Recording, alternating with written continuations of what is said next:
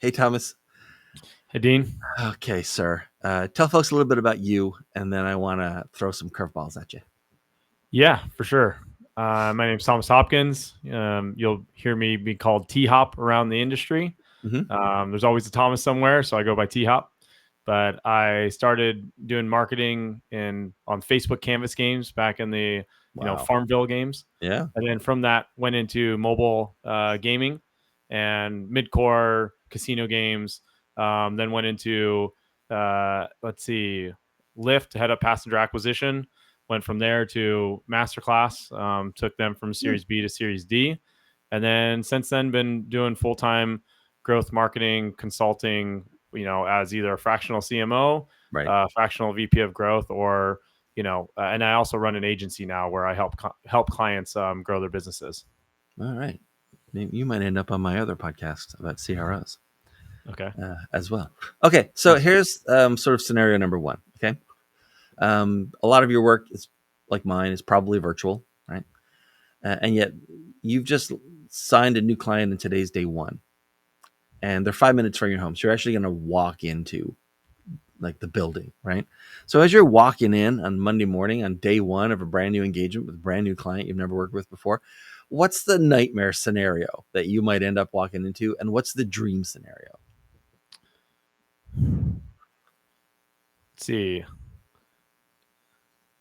Nightmare scenario is usually that they have. Uh, Let me start over. The dream scenario is pretty easy. Yeah, I walk in, and this happens probably 9 out of 10 times.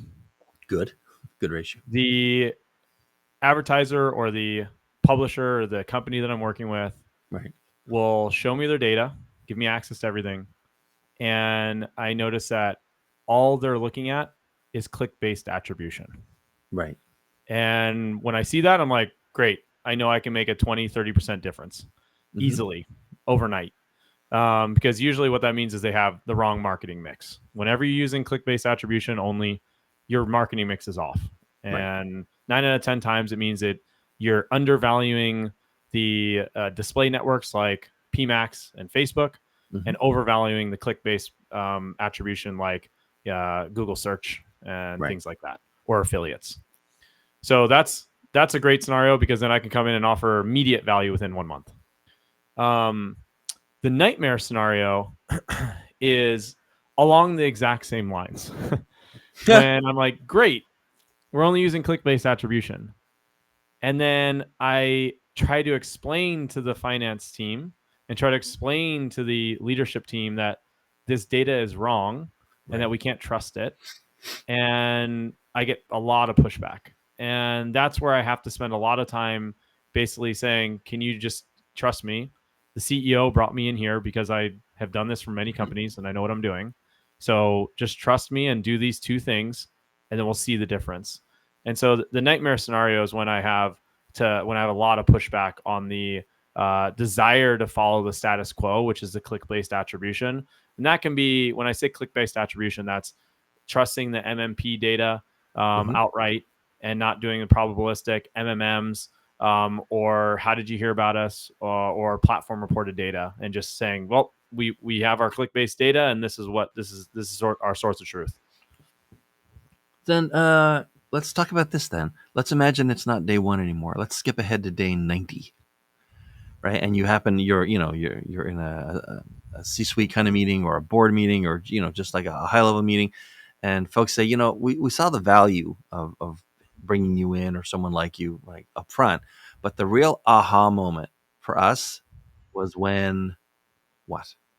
When's the aha moment in the first 90 days for a client, if they have one, when they truly see like what you're doing and the value of it? The real aha moment comes when they see their top line number and Right. their overall business numbers just improving drastically. So let's say you have a company that normally does 5 million a month, Mm-hmm. and their margins 10%, let's say. And I come in and I say, okay, do my analysis, and I say, you need to change your media mix. A, and B, here are all the things you need to change on these channels, be it Facebook or Google, podcast, radio, but usually it's Facebook and Google first. Make those changes, and yeah, you get a couple of good wins in the first month. But then usually by month three, then to month three or day 90, the business is doing wildly different. And your year over year performance, instead of 5 million, we're at 7 million. We're Right. at 8 million that month. And that's when the CEO goes, what is going on? What did we change? Right. How is this happening? And so that's usually when the board gets involved. They go, wait, what happened with the business? What's changing? What do we need to know that we should be thinking about in terms of our next round of investment? Mm-hmm. And so that's usually the target. Really make All it right. so that they're All like, right. wow, we have a completely different business on our hands now. Right. Cool. Okay, so different scenario now. You're on stage. You're the keynote speaker. You're talking to an audience, 250 people in the audience. Okay, they all just came out of corporate somehow, and they all became fractional CMOs yesterday. Like they're brand new to this. I'm going to give you 3 sentences, and just fill in the rest of the sentence with however many words or ideas it takes to get the point across. Okay. So the first one is, okay, like you're all fractional CMOs, you're all just starting out. I'm going to tell you now, starting out today as a fractional CMO or marketing consultant, the thing you're going to be most shocked by is Yeah. Starting out today as a fractional CMO, the thing right, you're going to be most shocked by is how far behind most companies are in understanding their growth funnel and understanding their metrics. right. All right. And then the next one is what you'll find is many clients, yours sort of dovetails into this. It sounds like many clients just don't understand what, You'll find out that many clients just don't understand attribution. They just don't understand how important MarTech is and getting your MarTech right to make sure right, that all of your platforms are learning the right data and you're teaching them properly. And that today we're a very programmatic marketing system. Everything's computer analyzed, everything works on AI. And so right. making sure that you're feeding the machines properly is super important. And you'll see that most of the clients don't really understand that and they don't really have their system set up right. All right, good. And then finally, they're sort of, they're trying to usher you off the stage, right? Some intern is saying, "Okay, like you've used up your time." It's like the Oscars and the music's coming up, right? But by God, you're not gonna get off that stage until you tell them one more thing. And it says, "Look, before I go, the most important thing I can tell you about finding or getting new clients Yeah. is what." The most important thing about finding or getting new clients is that you have a massive network Yeah, of people that you know that you've worked with in the past over the past 10, 20 years. And if you just set up an email them and let them know, hey, I'm a fractional CMO now, I'm a fractional growth leader, within a week or two, you're going to have a full stack of business. You're like, oh my God, I'm a full-time growth, fractional marketer now. right on. That's good. I don't think anyone has actually ever said, this is episode 182. I don't think anyone's ever said email everyone in your contact list, like literally everyone. But you don't know where an opportunity is going to come from, or who knows who. Yeah, it comes from the people you worked with Yeah, 6 years ago, 1 year yeah, ago, and it just like I had somebody I interviewed for a company with, 4 years ago, and I just sent them an email like, hey, I'm available if you're interested, and they said, well, perfect timing. We just let go our VP of growth. If you're available, let's talk. right, Within 3 days, I was working up half time for them, and it was great. right on. That's awesome. Okay, so they finally got you off stage. You were determined to stay on stage, but they got you off. And this is part of a bigger conference, so you're out onto the conference floor, right? So there's booths and there's a lot of people walking around, a lot of prospective clients, and you're Yeah. talking and meeting a lot of prospective clients, right? As you're talking to them, you've never met them before. This is first interaction, right? And they talk to you about marketing, and you're talking to them about marketing. What do they tend to overrate, and what do they tend to underrate when it comes to growing their marketing expertise and prowess, and maybe bringing you in for it? What's overrated these days in marketing talk, and what's underrated?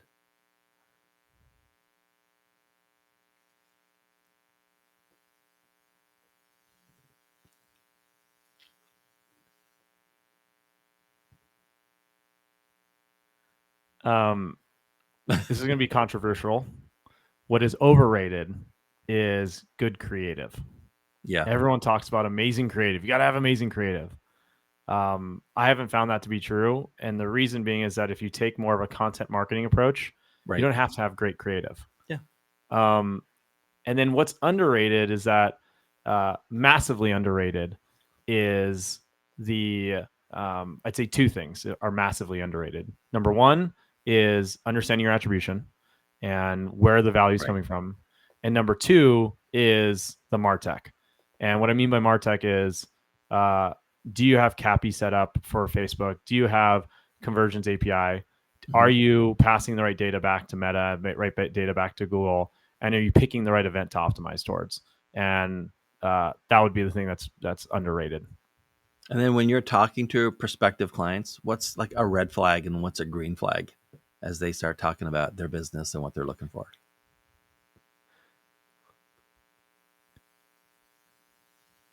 The biggest red flag for me Mm-hmm. is we've been working for 4 years and we're still trying to figure out product market fit.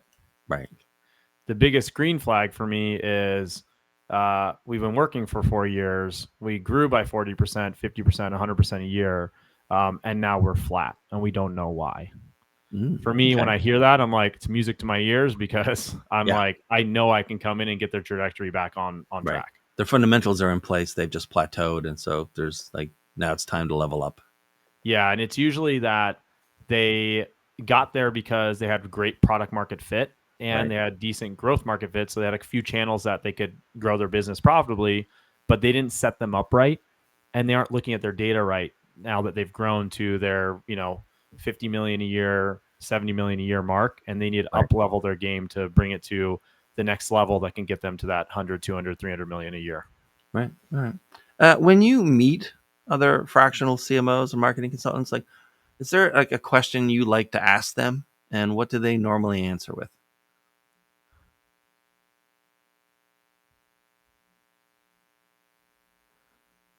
I think the hot topic for me right now, that is an unknown topic, Right. is um, the hot topic for me right now that's an unknown topic is how do you value anything that's happening before you capture somebody's email address? Yeah. So Oh, there's a lot of things that happen before you capture an email address. If you can yeah. think about a buying experience, let's say you're buying a car. And one of my clients was the biggest dealership in San Diego with multiple locations. And you're buying a car and you don't decide today to give the company your email address that you're going to buy a car. Like, Yeah. no, you're thinking about buying a car for 3 to 6 months, maybe even a year. You're like, oh, my car's getting old. I got to think about buying a car. And so you start browsing, you start looking, and what do we get on in our data as a marketer? You get, okay, a lead came in. They're interested in a Right. Toyota Corolla. You're like, okay, well, what happened for the previous 6 months? All the impressions, all the landing page visits. And with data today and how dispersed it is and how it's so hard to connect the dots between users because of cookie tracking limitations and cookie clearing, it makes it extremely hard. So I love talking about how are we valuing all the marketing that we're doing upper and mid funnel rather than just looking at the mid to bottom funnel. Right. Wow. All right. Do people ever like surprise you with their answer? The reason I ask it all the time is because I They don't don't have an know if there's answer. a right answer. So All right. Fair enough. it's a really fun conversation because there is like nobody's figured it out yet. And if Yeah. I'm really honest, the companies that actually really get it are the companies that are billion-dollar companies. Yeah. And it's because they're dealing more with market share than they're dealing with growing year over year. It's more about growing market share. Right. And so all the little micro changes in awareness and consideration make a massive difference in the company. Whereas when you're small, you're just thinking about how do I grow 30, 40% every year. Right. And you haven't hit that point where your industry is saturated and you're competing against a bunch of other companies for the same users. Right. All right. Todd, this has been fantastic, man. This is like I'm I usually like to have two guests, but sometimes you get one guest and Yeah. they're like so different. Their experience is so different than everyone else's that I'm glad that it was just you. That's great, So man. yeah, who should be reaching out to you these days, and what's the best way to get to you?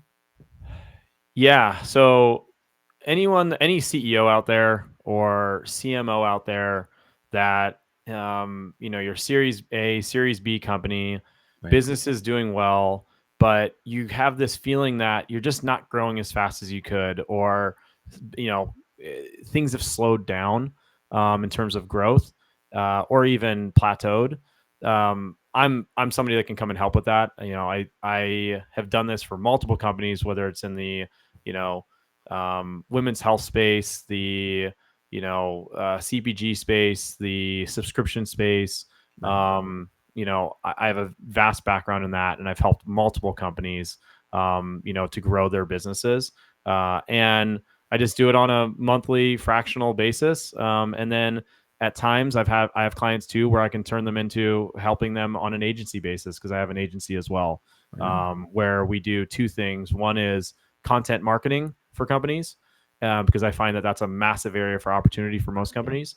And number two is through a brand tracker that we've built that is amazing for B2B companies. It's a hole in the market right now, but it's a way that I can understand market share. I can understand awareness consideration to better pinpoint exactly what we need to do to grow better and quicker. And the easiest way to reach out to me is just on my LinkedIn account. So Right. linkedin.com /in/T Hopkins. All right. You can also find me on growthops.us. All right. All right. This has been fantastic. That's been great. All right. Thanks, man. I really appreciate it. And thanks for watching, everyone. You're probably watching a clip, but thanks for it. And we'll see you next time. Bye. Thank you.